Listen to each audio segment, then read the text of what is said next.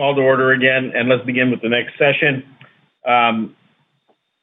We will start with Dr. Oliver discussing the epidemiology of COVID-19 and essential workers, including healthcare personnel.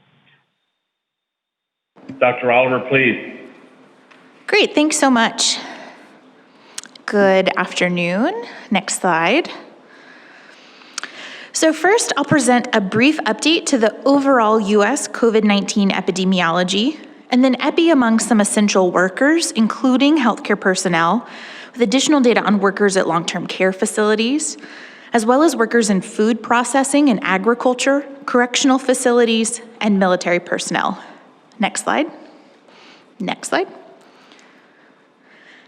As of July 27th, a total of 4.2 million cases have been reported to CDC, with 146,000 deaths. This map shows the cumulative case counts by county, with the darker red representing larger number of cases. Next slide. This figure shows the trends in the number of COVID cases reported per day in the US, with the 7-day moving average in red. There's been a clear increase in cases reported per day since mid-June. Next slide.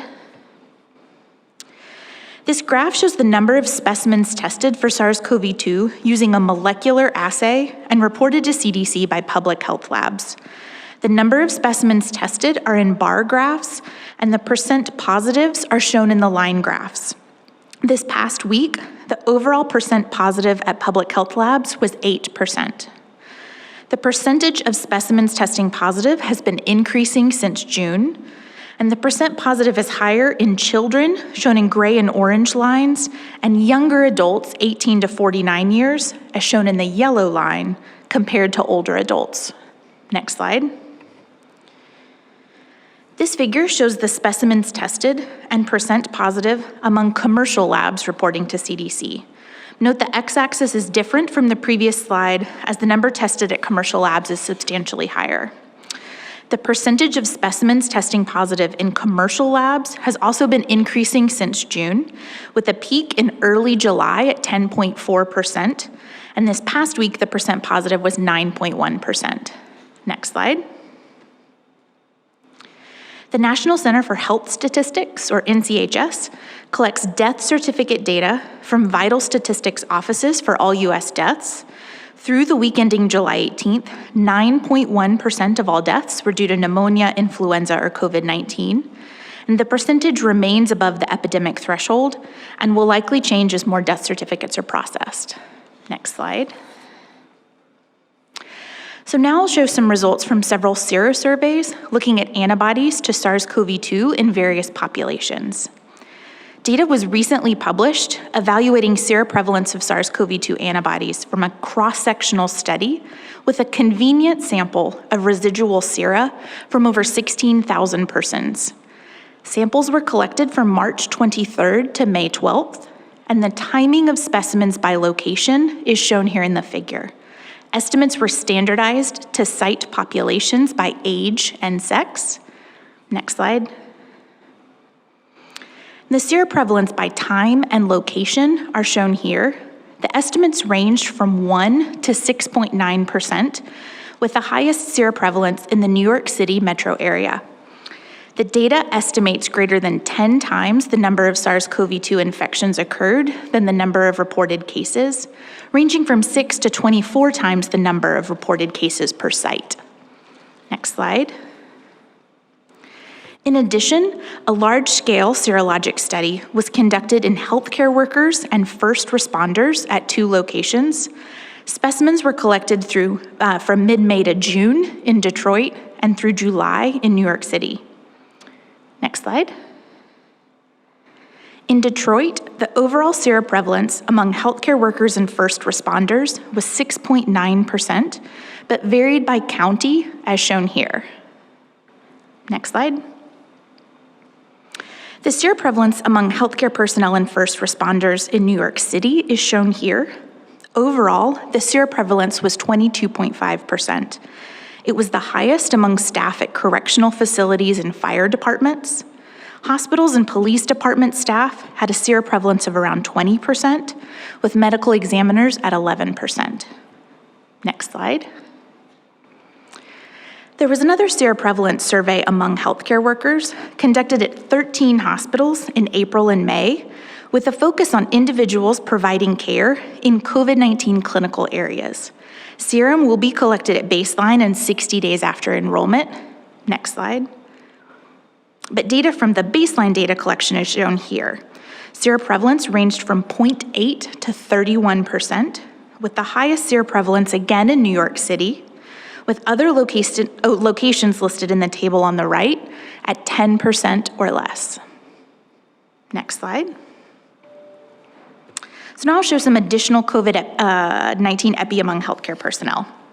For background, CDC defines healthcare personnel as paid or unpaid persons serving in healthcare settings who have the potential for direct or indirect exposure to patients or infectious materials. Next slide. CDC reports and routinely updates cases and deaths among healthcare personnel on the CDC website. As of July 27th, there have been 113,000 cases and 576 deaths among healthcare personnel.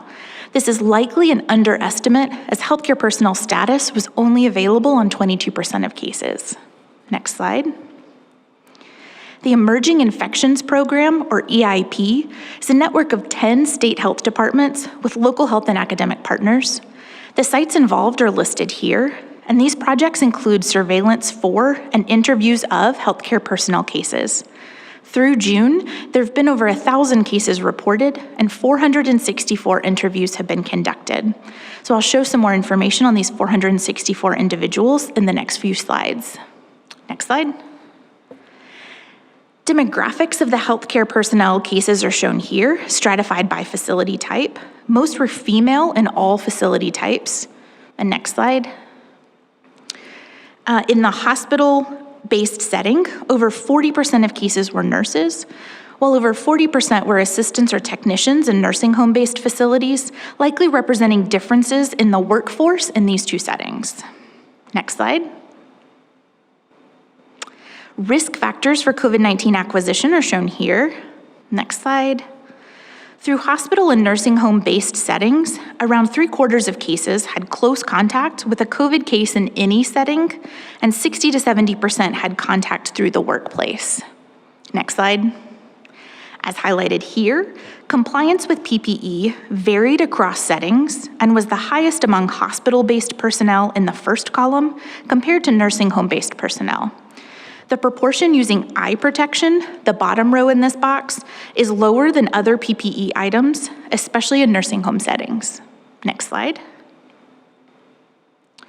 Another study underway among healthcare personnel is Project Covered, evaluating COVID risk in emergency departments, with a goal of 1,600 participants enrolled in 20 medical centers in 20 weeks. Next slide. So preliminary data through the first several weeks of data collection are shown here. At baseline, 2% had positive serology, with none positive by PCR. Of the 29 positive at baseline, 75% reported previous symptoms compatible with COVID, and most had previously worked in the ED with symptoms.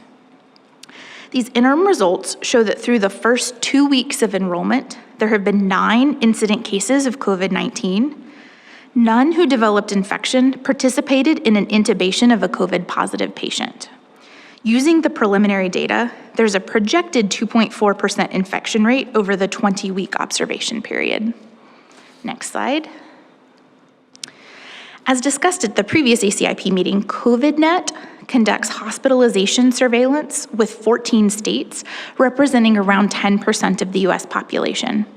Patients must be a resident of the surveillance area and have a positive SARS-CoV-2 test within 14 days prior to or during hospitalization, and chart reviews are conducted.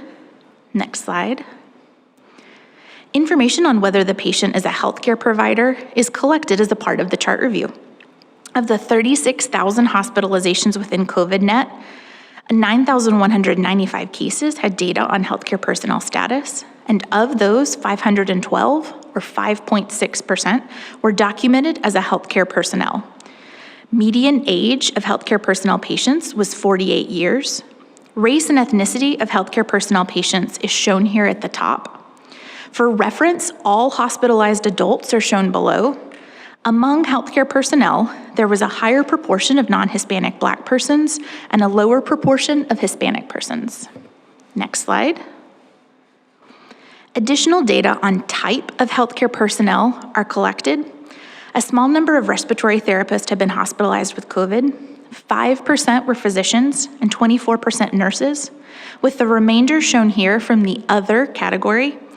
It's a free text variable, but we attempted to provide some additional detail to show the diversity among cases. You can see that most of these were hospital-based patient care support, such as nursing assistants, but the cases also included housekeeping or environmental services, home health workers, emergency personnel, pharmacy, food services, etc. Next slide. This figure is showing underlying medical conditions. 87% of hospitalized healthcare personnel had an underlying condition, with the details shown in red. For comparison, 91% of all hospitalized adults had an underlying medical condition, with the details shown here in blue. A higher proportion of healthcare personnel were obese and had asthma, but had a lower proportion of other underlying medical conditions. Next slide. This is the same data on underlying conditions, but stratified by age. There's a lot on this slide, but the key points are highlighted here. Among adults 18 to 49 years and 50 to 64 years, healthcare personnel had a higher proportion of obesity and asthma, but similar or lower proportions of other underlying conditions. But among adults 65 years of age and older, on the far right, hospitalized healthcare personnel had a lower proportion of most underlying medical conditions. Next slide. Clinical outcomes are shown here. 3.7% of healthcare providers died, 13% required mechanical ventilation, and 26% required ICU admission. Overall, healthcare personnel had a lower proportion of severe clinical outcomes compared to all hospitalized adults. Next slide. So to summarize information from the past few studies, healthcare personnel with COVID-19 are demographically diverse, including geography, occupation, race and ethnicity, and underlying conditions. Many healthcare personnel report direct contact with COVID-19 patients through work. And among hospitalized healthcare personnel, there were similar proportions with underlying conditions, a higher prevalence of obesity and asthma, and a lower prevalence of other underlying conditions, including diabetes, hypertension, or chronic kidney and lung disease. Next slide. Now to focus on a specific subset of healthcare personnel, staff at long-term care facilities.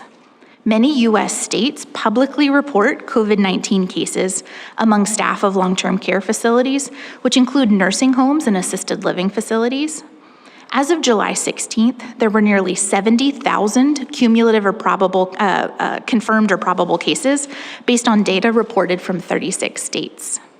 342 confirmed or probable COVID-19 related deaths have been reported among staff at long-term care facilities in 17 states. Next slide. This slide demonstrates the number of skilled nursing facilities with at least one case among residents through the past 4 weeks. As the weeks progress, you can see the states across the lower half of the country get progressively darker, representing a higher percent of facilities with at least one case. Next slide. So this slide highlights COVID-19 cases among staff at skilled nursing facilities. And you can see there's a similar geographic pattern to the locations of staff and residents with COVID. Next slide.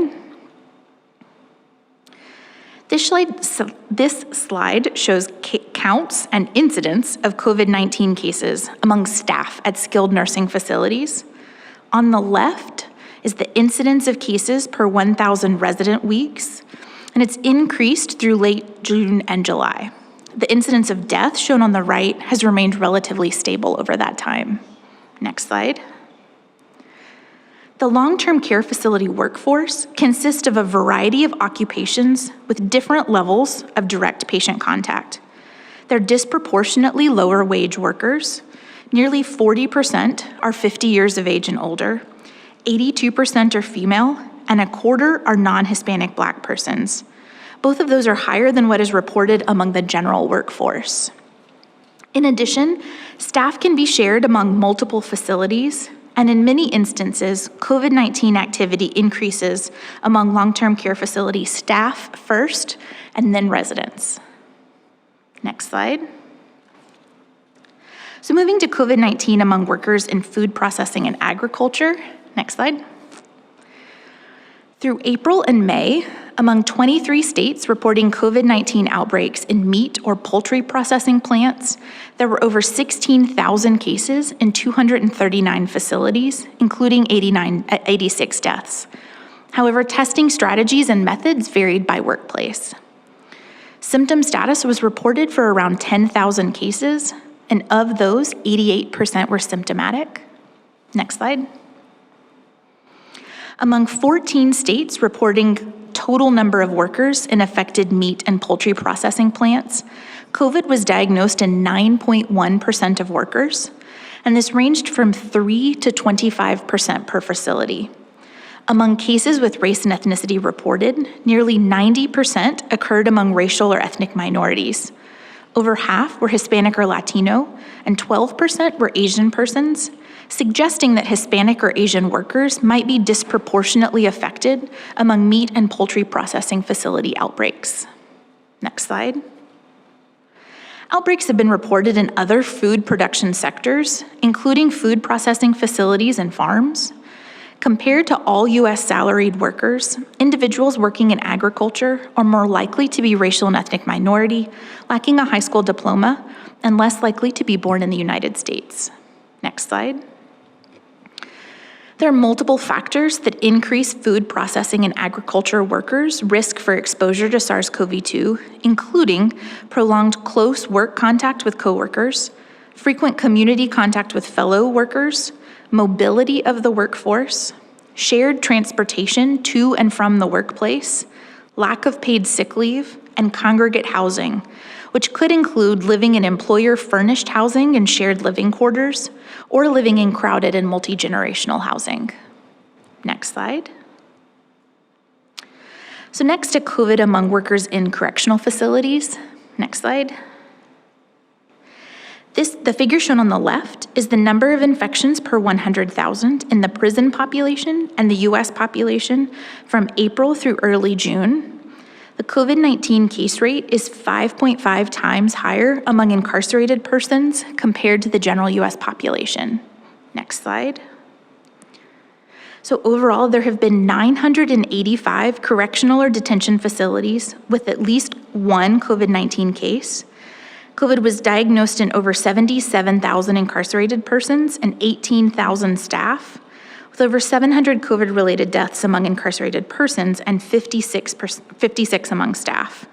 However, case counts are likely higher than reported. Next slide. So testing of staff at correction and detention facilities does not always occur with larger investigations and may be self-reported. In an analysis of 16 US prisons and jails, 56% identified their first case of COVID-19 among staff members as opposed to incarcerated or detained persons. This indicates that staff members can introduce the virus into correction and detention settings through their daily movements between the facility and the community. Next slide. So, and finally, briefly discussing the epi among military personnel. Next slide. There have been over 36,000 cases and 56 deaths among Department of Defense personnel, with a breakdown by outcome above and branch of service below. Next slide. Challenges that can be faced among military personnel are highlighted in the MMWR reporting an outbreak aboard the USS Theodore Roosevelt in April. During this time, approximately 1,000 service members were determined to be infected with SARS-CoV-2. A portion of these associated with the ship provided specimens and questionnaire, with the results here, including 37% with a positive PCR at the time of testing, 60% had positive antibodies to SARS-CoV-2 spike protein, and nearly 20% of those with previous or current infection were asymptomatic.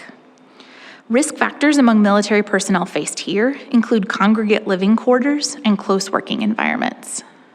Next slide. So in summary, next slide. There have been over 4 million cases of COVID-19 diagnosed in the US through July. Information on occupation for COVID-19 cases has not been systematically collected and reported for all cases. However, through the available data, many occupations appear to have an increased risk for COVID-19, including healthcare personnel and staff at long-term care facilities, correctional and detention facilities, food and agriculture settings. Surveillance and additional projects are ongoing to identify risk factors for COVID-19, including risk factors associated with occupations. So I just want to thank the many people involved in the COVID-19 response who provided data for this presentation, including the health systems and worker safety, EPI and the COVIDNet teams, food systems, and correctional health. Thanks so much. Thank you very much. We're open for questions. Dr. Fry. Thank you for that terrific presentation. That was an incredible amount of data to try to synthesize, I guess.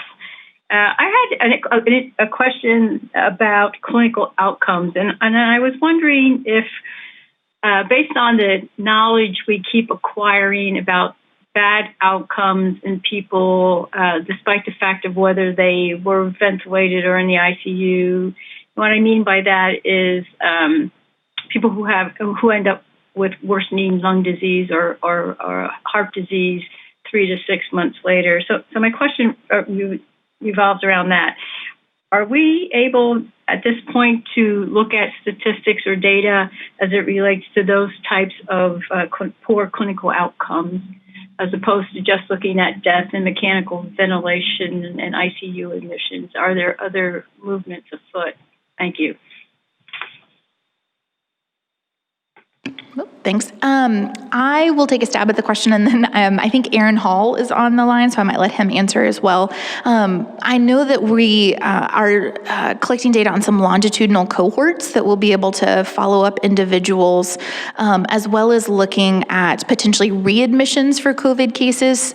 So that would, again, limit to hospitalization, but if somebody was discharged and then readmitted. Aaron, are you on the phone and able to comment on any further details on kind of longer term cases? Yeah, thanks, Sarah. I am here, and you're absolutely right. We are standing up multiple longitudinal cohort studies that will attempt to address this issue of longer term outcomes, sequelae, functional status, including things like lung function. Essentially establishing cohorts of infected individuals and following them prospectively. These are still in the early stages, though, of award and implementation, so it will be some time before we have data from those studies. Some of the others that Sarah alluded to, looking at readmission from some of our surveillance networks, as well as some community cohorts where we can follow people regardless of infection status prospectively through integrated healthcare systems, also affords an opportunity to look at readmission or subsequent follow-up for related conditions. But really these natural history studies where we're following infections prospectively are specifically designed to look for functional outcomes and longer-term sequelae. So no data yet, but definitely plans in place to address that. Thank you. Dr. Szilagyi? Hi, thank you, Dr. Oliver. Just a very quick question. I was wondering about the population sizes for the different populations that you presented. Are the healthcare workers, are they all part of the 12 million that are listed, I guess, in the future, in the next presentation for critical healthcare and other workers, or is this a larger population size? And can you get a sense for the population size of workers in long-term facilities, incarcerated, et cetera? Yeah, I know in future presentations, we're talking a little bit more about population size. So I don't have all of those numbers in this presentation, but I know it's a teaser for the next presentation. Thank you. Dr. Paling. Dr. Oliver, thank you for a very informative presentation about these very important essential workers. I wanted to ask if in the EIP and the COVID-19 and other ongoing studies, are there going to be looking at other people who may be considered essential workers? For example, are teachers, or is there data going to become available about teachers or other populations?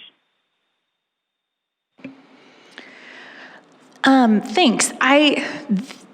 The short answer is yes, they're working on collecting occupation status, not necessarily just through COVID-19 and EIP, but across projects looking a little bit more at occupational status. The EIP specific projects, so I think we're set up a little bit more around healthcare workers, but I do know that there is definite push to collect more occupation status, especially kind of moving forward. That is a part of the case-based surveillance data recently. Thank you. Dr. Szilagyi, your hand is still raised. Did you have another question? No, I didn't, sorry. No, that's fine. I just wanted to make sure we didn't overlook you. Are there any questions from the liaison members or ex officios? I see none. Please, go ahead. Finley? Yes. Finley? Sorry. Hello. Yes, go ahead. Okay. Just wondering, with regard to the other populations, are there going to be plans to look at college dorms and military barracks also? Would that be included? We're working on kind of what risk factors that we'll look at for future ACIP meetings, and individuals residing in congregate settings. I think we're going to discuss that in a future presentation as well, is an area of focus for upcoming meetings. Absolutely. Thanks. Does anybody who does not have the ability to raise their hand electronically wish to ask a question? All right. Well, thank you very much for that excellent presentation, Dr. Oliver. We're going to move forward now to the next presentation by Dr. Mbabe on COVID-19 vaccine prioritization workgroup considerations. Please go forward. Great. Thank you, Dr. Romero, and good afternoon, everyone. Next slide. Identifying priority groups for COVID-19 vaccination is essential to support vaccine implementation planning, such as the strengthening of vaccine distribution networks, creating communication strategies to reach the target population, developing state and local vaccine microplans, and implementing safety and effectiveness evaluations. To avoid delays once vaccine is available, it is important to start this prioritization and implementation planning now, as Dr. Messonnier mentioned earlier, despite the challenges due to incomplete information on vaccine safety and efficacy in population subgroups and vaccine dose availability. A prioritization framework for COVID-19 vaccines is being adapted from the 2018 pandemic influenza vaccine guidance. At the June 24th ACIP meeting, the workgroup proposed priority vaccination of essential workers, including healthcare personnel and high-risk populations. Next slide. The workgroup assumes that vaccination will occur through phased implementation. Initially, a limited number of doses will be available for vaccination of healthcare personnel and other essential workers and other high-risk populations, such as long-term care facility residents. Subsequently, a large number of doses will become available. At this point, the objectives of the vaccination program will be targeting of specific populations at increased risk for severe COVID-19, as well as healthcare personnel and essential workers to ensure high uptake in these groups, as well as widespread access to achieve high coverage across the population. Next slide.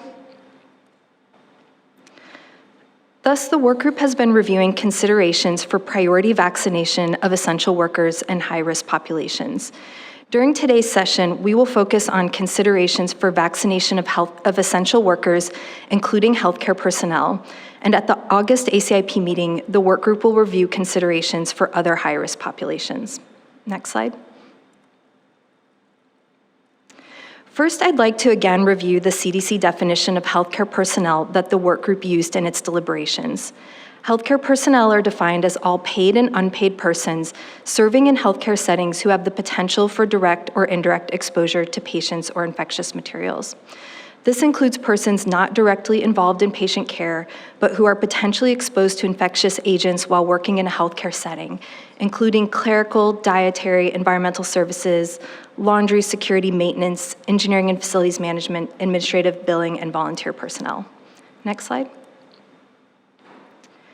From the work group's perspectives, the goals of including essential workers, including healthcare personnel, in the earliest priority group for vaccination is to minimize the impact of COVID-19 on the healthcare infrastructure and societal functions, protect individuals who risk their health and safety to take care of others, and reduce the risk of transmission to vulnerable populations, such as long-term care facility residents.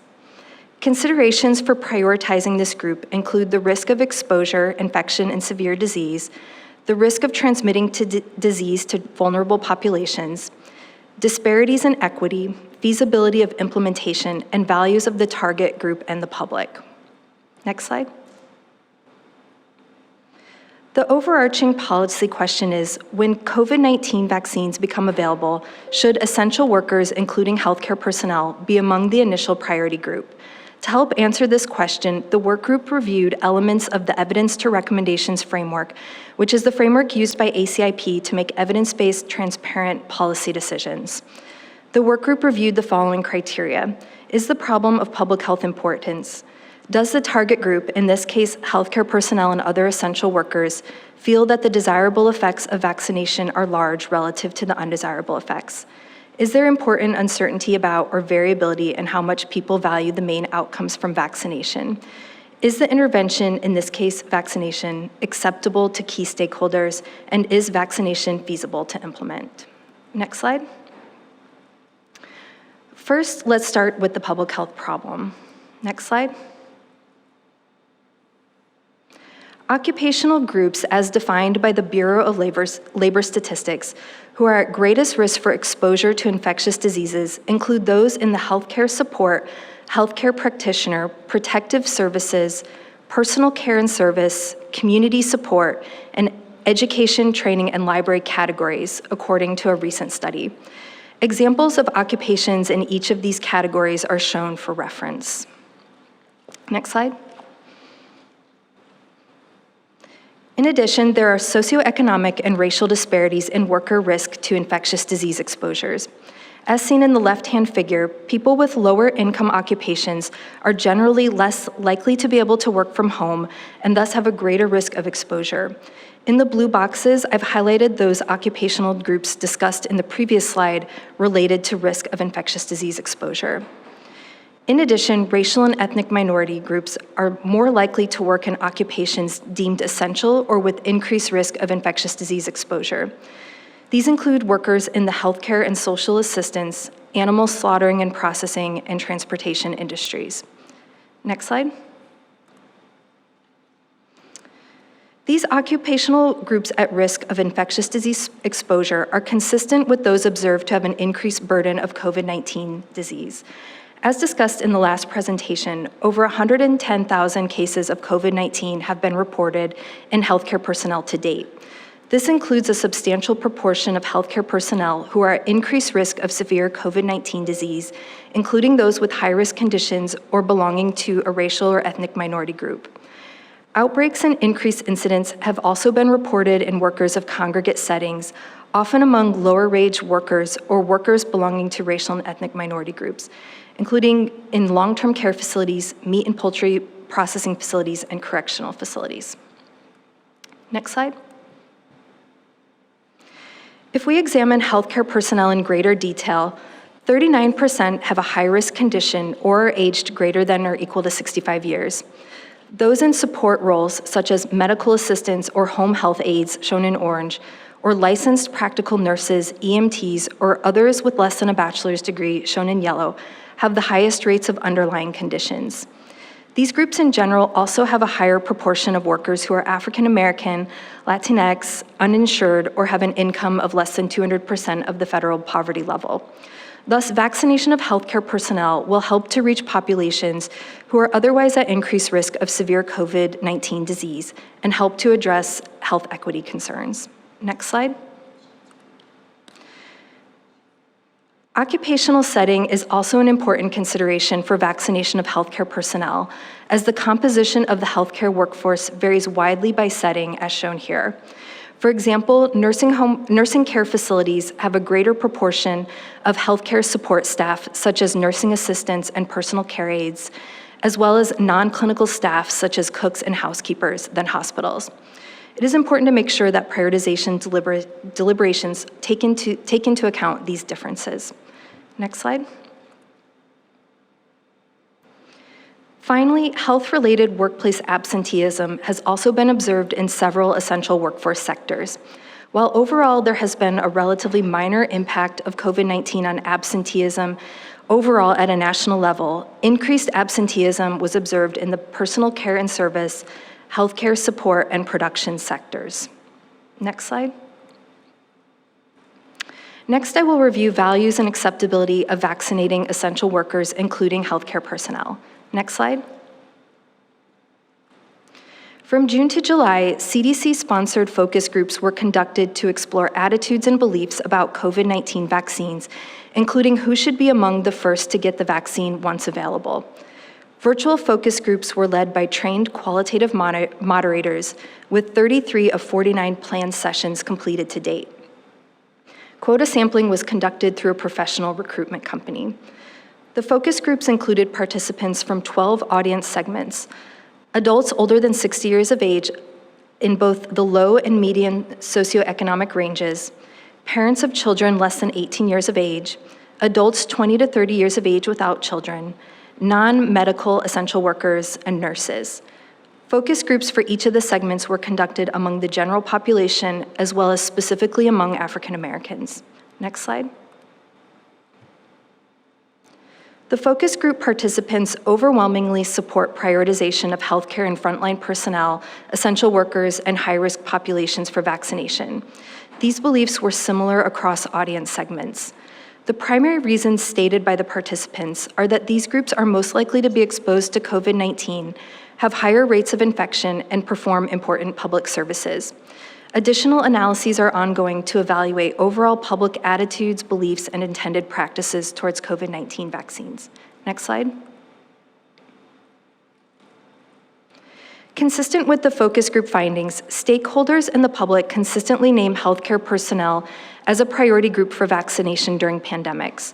For COVID-19, the World Health Organization has included healthcare personnel as a priority group in its global allocation framework.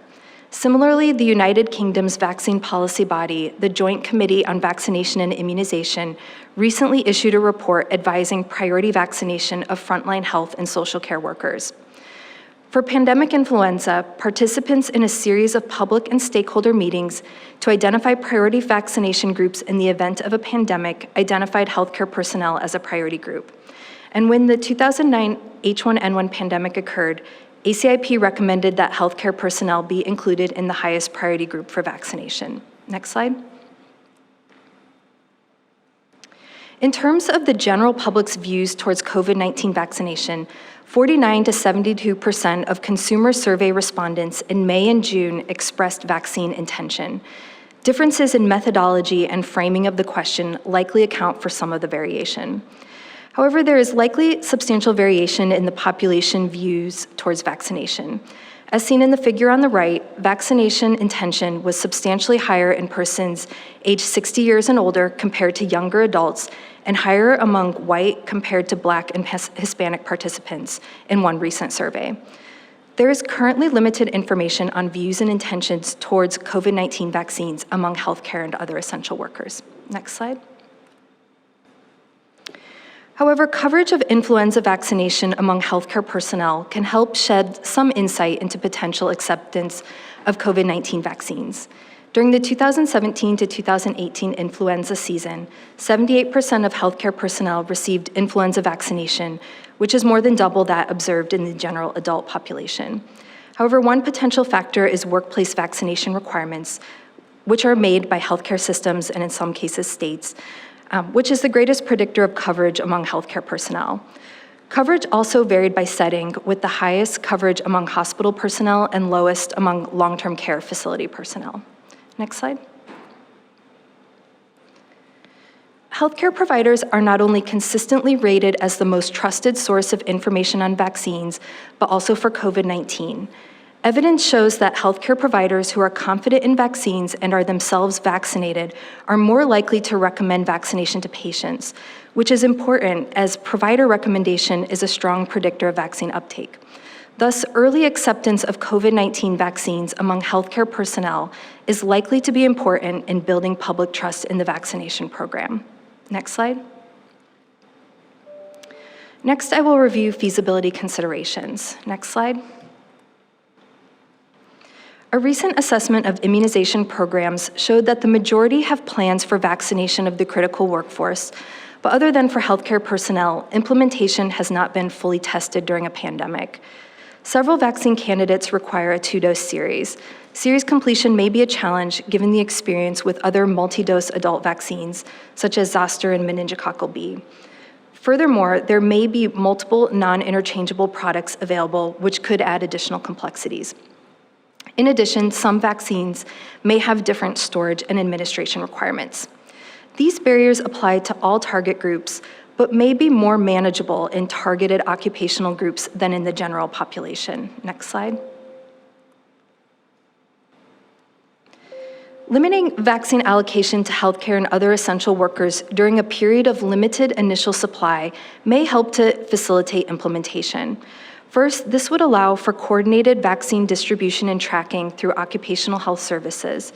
It would also facilitate streamlined vaccine microplanning at the state and local level, as well as efficient post-approval routine vaccination monitoring. Next slide. Next slide. In summary, the work group feels that protection of the healthcare infrastructure is an important consideration in vaccine prioritization. Vaccination of healthcare and other essential workers is consistent with the principles of ensuring health equity in vaccine prioritization, as a high proportion of minority, lower income, or medically high-risk populations comprise the workforce of some sectors. In addition, there is likely broad public support for the prioritization of these groups for COVID-19 vaccine. And finally, although implementation will likely have challenges, vaccination of these occupational groups is likely more feasible than the general population. Next slide. The work group feels that prevention of COVID-19 in healthcare and other essential workers is a problem of public health importance, that the target population probably feels that the desirable effects of vaccination are large relative to undesirable effects, that there is important uncertainty about or variability in how much people value the main outcome, that vaccination is probably acceptable to key stakeholders, and that vaccination is probably feasible to implement. Thus, the overall work group interpretation is that the initial priority group for COVID-19 vaccination should include healthcare and other essential workers. Next slide. In terms of how to prioritize vaccination in the setting of initial limited supply, the work group consensus is that both essential workers, including healthcare personnel, and high-risk populations are important priority groups. However, the work group acknowledges that sub-prioritization will be necessary, given that the initial anticipated supply,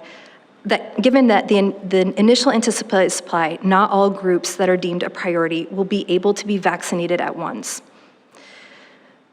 The work group does not agree that priority groups should be limited to only healthcare and other essential workers. The work group and ACIP are largely comprised of healthcare personnel, and there was concern about appearing biased towards this group. There was also recognition that groups at highest risk of death would then not be included. However, given all the factors discussed during today's presentation, the work group was in agreement that essential workers, including healthcare personnel, should be included as one of the priority groups for early vaccination. Next slide. As not all healthcare and essential workers can be vaccinated at once during a period of initial limited supply, Subprioritization among essential workers, which can be categorized as healthcare personnel, homeland and national security personnel, and other essential workers, will likely be necessary. The work group proposes the following criteria for which healthcare and other essential workers to include in the priority group. Risk of exposure, infection, and severe disease, including the risks that occur both in the occupational as well as community setting, as both have an impact on healthcare and societal functions. Other criteria include protection of these healthcare and societal functions, reducing the risk of transmission to vulnerable populations, such as long-term care facility residents, and finally, equity and implementation considerations. Next slide. We would like to get ACIP's feedback on whether the committee agrees with the assessment to include essential workers, including healthcare personnel, in the initial priority group for vaccination. And does ACIP agree with the proposed criteria for subprioritization of essential workers? And what additional evidence would ACIP like to review? Next slide. In terms of next steps, at the August ACIP meeting, we anticipate reviewing considerations for prioritization of high-risk populations, including those listed below. And at future ACIP meetings, we will continue to review evidence and considerations to develop an overall vaccine prioritization scheme. Thank you.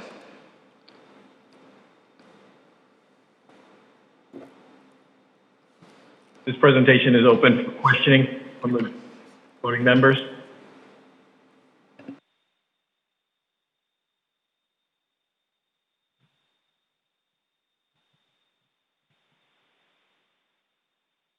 Dr. Bernstein.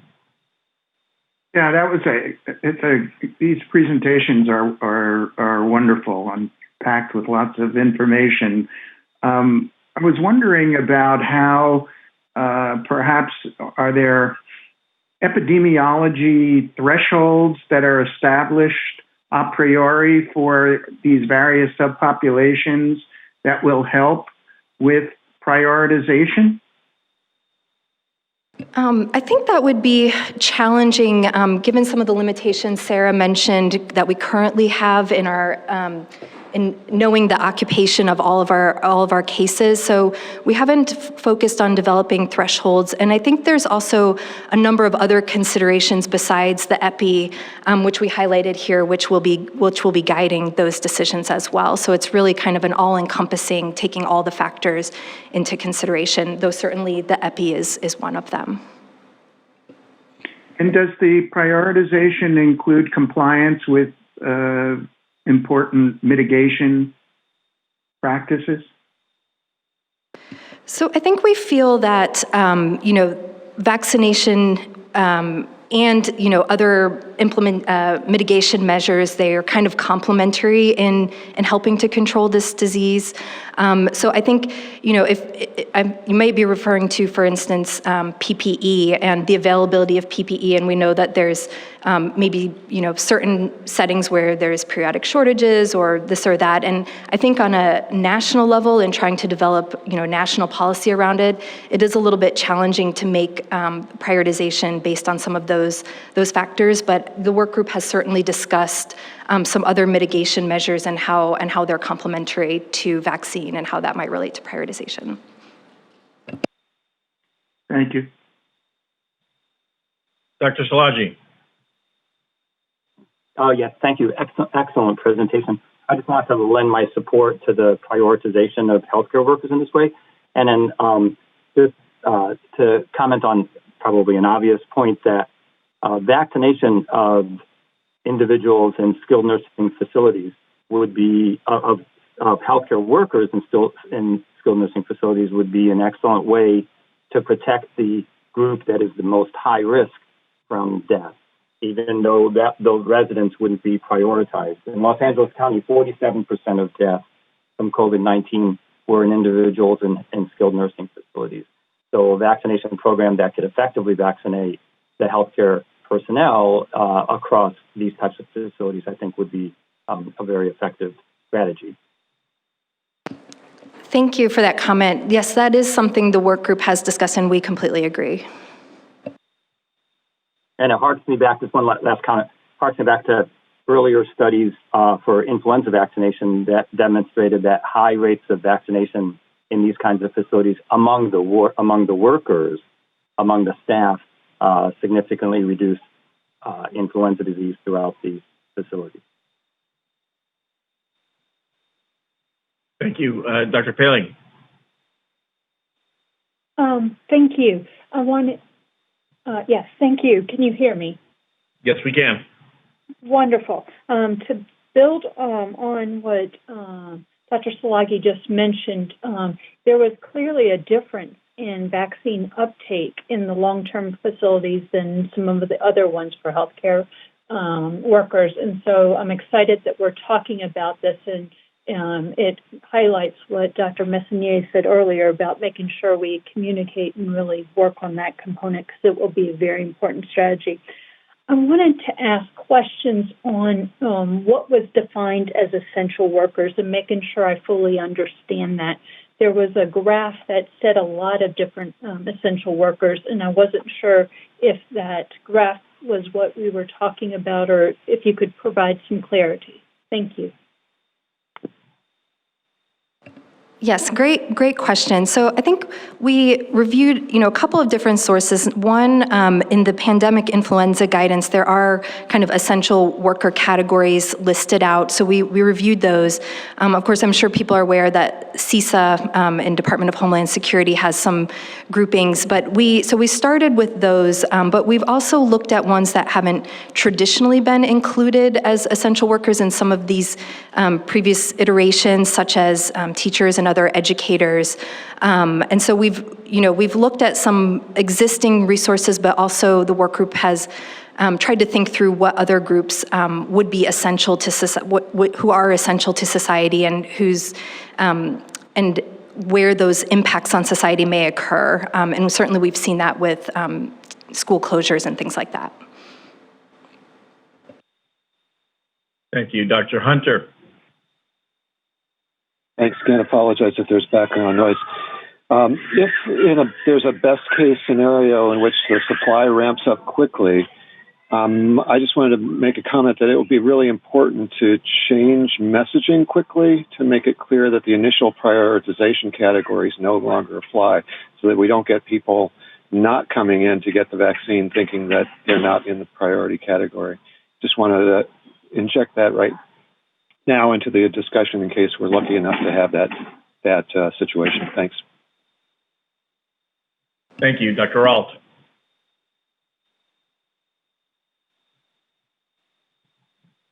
Dr. Alt?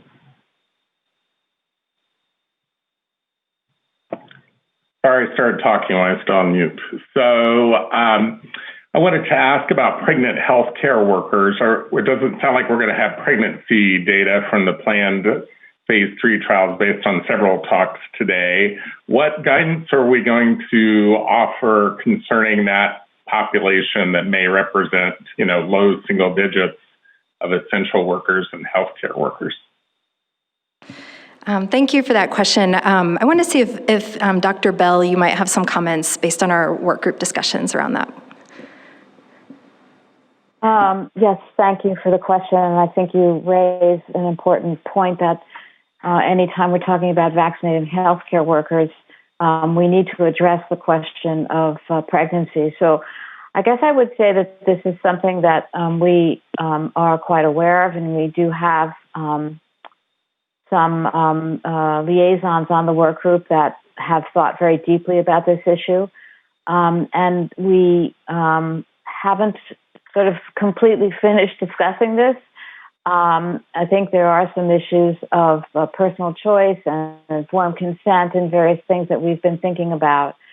So the short answer is we're aware that this is an important consideration. We haven't reached any conclusions, but we are committed to thinking about it further. Thank you. Dr. Bernstein. Yes, I was wondering, once the prioritization plans are crystallized, is there discussion about this being a universal recommendation for those particular groups? or would it be shared clinical decision making? We saw that certainly hospitals where they mandate flu vaccine had the highest rates, which certainly would have quite an impact as far as COVID-19 transmission is concerned. Thank you for that question. The work group hasn't gotten to that specific phase yet of reviewing proposed recommendations, but we would anticipate that this would be a recommendation, not a shared clinical decision-making recommendation. Thank you, Dr. Sanchez. Yes, that was very informative and really very helpful, and really gets to the issues that it's easy to say all essential healthcare workers, but there's a lot of prioritization that occurs within that group. And I wonder if ultimately it's going to have to be decided on a local basis to see which of those groups are have the highest contacts. Are the COVID positive patients, because as we screen all admissions, are the COVID to the hospitals and to labor and delivery suites. In some instances, are the infectious disease doctors the ones, at least here at Nationwide, are the ones who are taking care of the COVID positive patients. So I think that even within local hospitals and healthcare systems, there may be further prioritization. And then, as a comment to the pregnancy one, remember also healthcare women who are breastfeeding. I hope that not only is that mentioned, but that would not be considered contraindication. Yes, thank you for that question and that comment. I think in our presentation, we tried to lay out kind of the work group's criteria that might be thought of in terms of how to sub-prioritize the essential workers, but I think this harkens back to Dr. Messonnier's point about state and local microplanning and how important that will be so that these decisions can be appropriately made at the local level.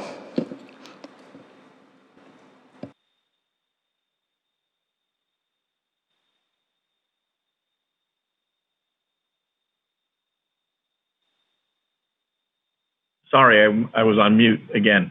Dr. Hunter, did you have another question? Yeah, another comment actually.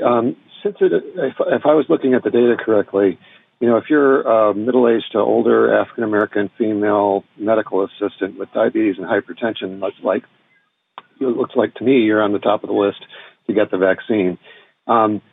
That's one comment. The other comment is there is a professional society for medical assistants, and I'm just wondering if any outreach has been done to them. That's it. Thank you for that. We have not specifically discussed with them yet, though we are, as Dr. Messonnier mentioned, planning additional stakeholder engagement. We do have, as I'm sure you saw on Dr. Bell's slides, a very robust representation on the work group of other professional societies such as American Nurses Association and others. But that would, certainly be a great suggestion for our further stakeholder engagement. Are there any questions from the liaison members? Dr. Lee. Thank you, Dr. Romero. Maybe one comment, just, as the work group deliberations continue to take their course, one of the challenges is, of course, not knowing which populations will be under the potential EUA, for example. And so, of course, depending on who those populations are, that will obviously need to be put into our decision making. But just also that a lot of this is really about benefit risk assessment in the various subpopulations and just making sure that the vaccine gets to the areas where we know the benefit risk balance is the greatest. Thank you. Dr. Arthur. Thank you.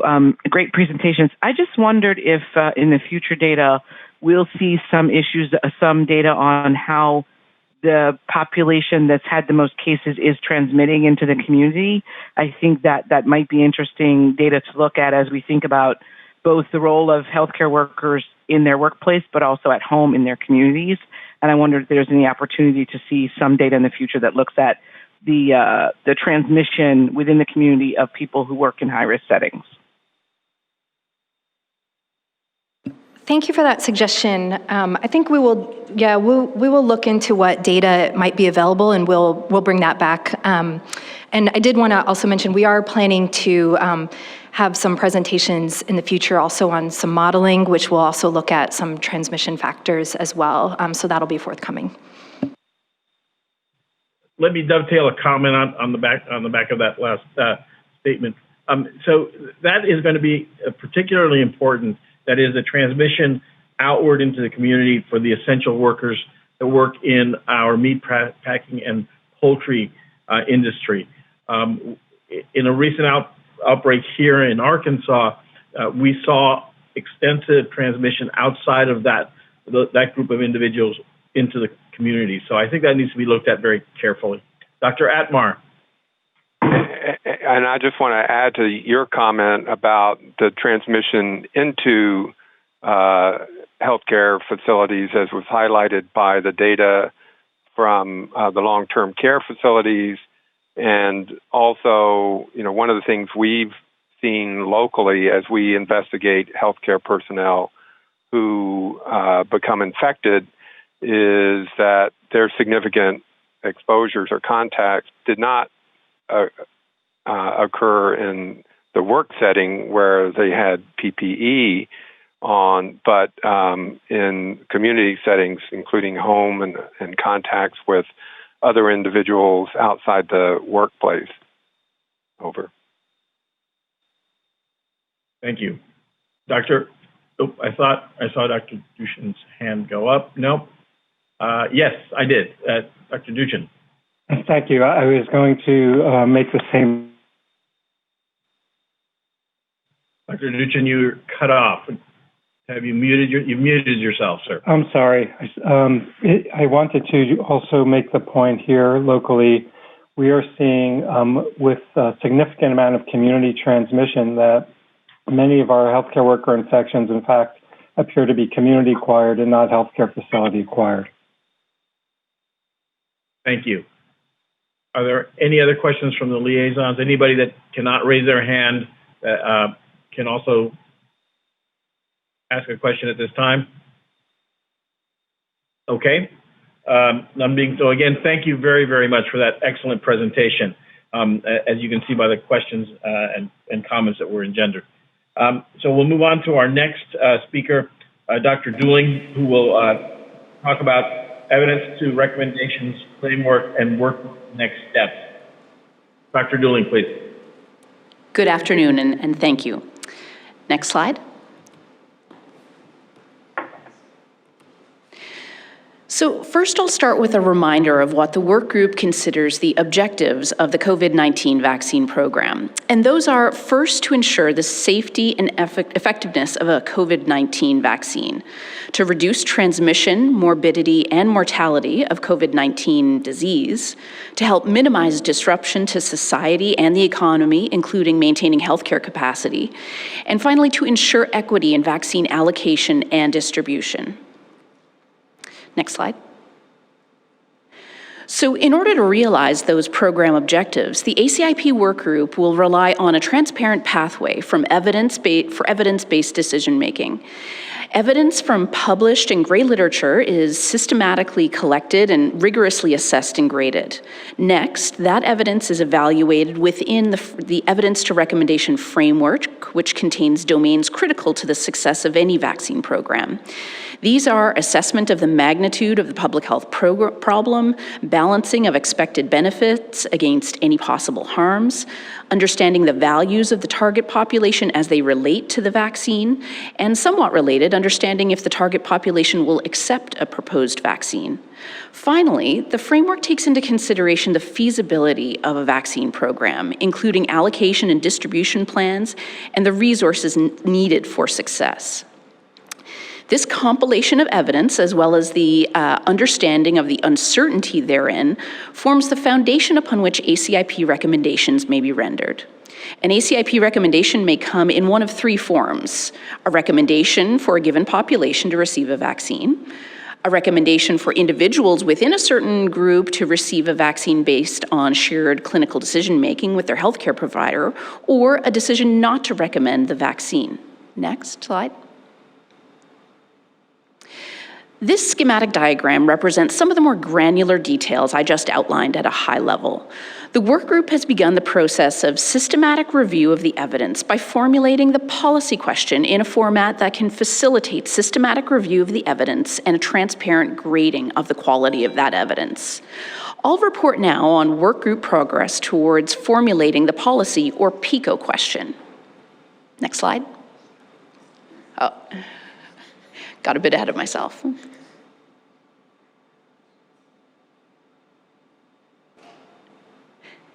So the PICO question, next slide, stands for population, intervention, comparison, and outcome. So the work group envisions the entire US population as a population of interest. Understanding that evidence may be generated at different times for different groups, for example, those phase 3 trials, subpopulations will be defined as we move forward. With respect to the intervention, the work group agreed that the recommendations should be specific to an individual vaccine, not by class or group, and that evidence be directly comparable regarding the number of doses, routes of administration, and schedule used in the studies. Next slide. There are several comparison groups against which vaccine performance could be measured. Placebo groups might include saline or a non-COVID-19 vaccine. No vaccine, including community comparisons, may be informative in some circumstances. And in the future, if a COVID-19 vaccine is approved, it may be possible to use that vaccine to compare against other COVID-19 vaccines in non-inferiority type study designs. Next slide. Next, the work group considered outcomes of interest. The outcomes discussed included both potential benefits as well as possible harms of a vaccine. Additionally, work group members selected outcomes that are important or critical to vaccine policy deliberations. Next slide. Following work group discussion and a modified Delphi process, that these are the outcomes currently being considered by the work group for inclusion in the grade process. The critical outcomes are those that ACIP may consider essential for making a recommendation, here listed as prevention of symptomatic COVID-19 disease and possible severe adverse events, including vaccine-enhanced disease. The important outcomes include reactogenicity, as well as the prevention of SARS-CoV-2 seroconversion, COVID-19 hospitalization, mechanical ventilation, and death. We look forward to ACIP feedback on these outcomes. Next slide. The evidence pertaining to each selected outcome will be graded, and the resulting assessment of the quality of evidence will be considered in the evidence to recommendation framework to adjudicate the domains of balance of benefits and risks. Next slide. Ultimately, COVID-19 recommendations may be thought of in two broad categories. The specific vaccine recommendations, which are generally stable, usually applicable to broad populations, and for which the purpose is to set a standard of clinical practice. In the case of COVID, the specific vaccine recommendation could also inform prioritization recommendations. This recommendation would be much more dynamic, expand as vaccines are approved for different populations and as supply and demand change over time. The purpose of the prioritization recommendation is primarily to facilitate implementation. Next slide. I'll now switch gears to reviewing workgroup considerations of equity.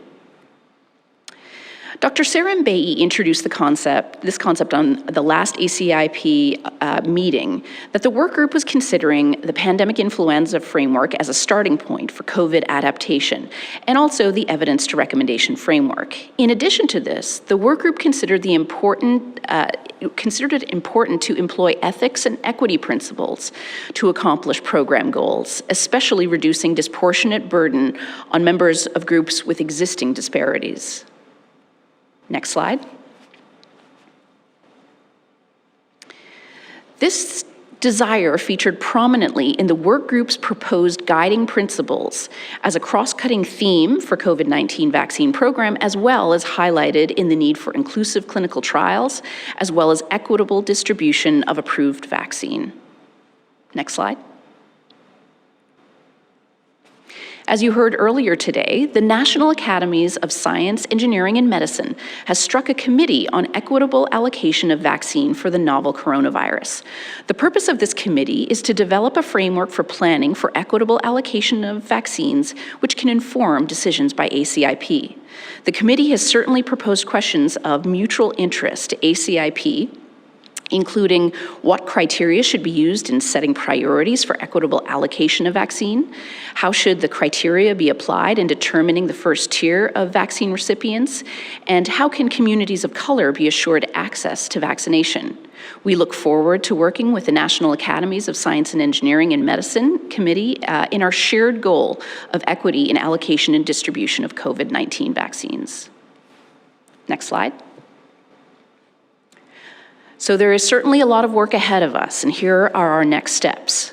To complete the definition of the policy question for inclusion in the evidence to recommendation framework, to review clinical trial data for candidate vaccines as they become available, to build our understanding of adverse events reporting and surveillance systems in clinical studies and post-approval use, identify gaps and strengthen those systems. And following on to further refine our tier groups for allocation of early vaccine, including persons at high risk, and to do that to review proposed vaccine implementation to understand the needs at the state and local level, to review modeling analysis of vaccine implementation strategies, and to review results of focus groups and other public engagement as they become available. That concludes my presentation, and I'll turn it back to the chairs. Thank you very much. This is open for comment or questions.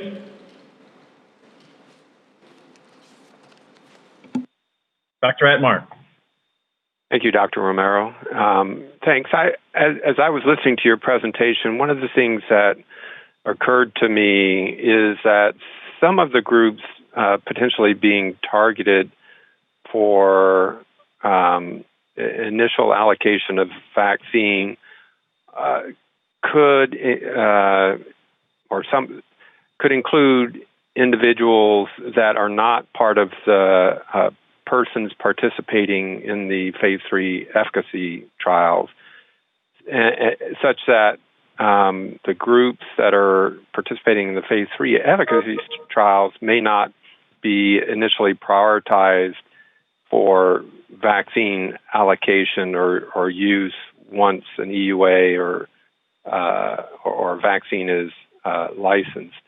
And so I guess it raises in my mind the question of equity, that the individuals that are assuming the risk, if you will, of participating in trials may not be some of the initial groups that have or will be targeted for vaccination, such as, I guess it gets at the definition of essential personnel, but people working in the grocery store and so I haven't heard a discussion to date about that kind of equity in terms of rolling out the vaccine, and was wondering if that had been discussed by the work group.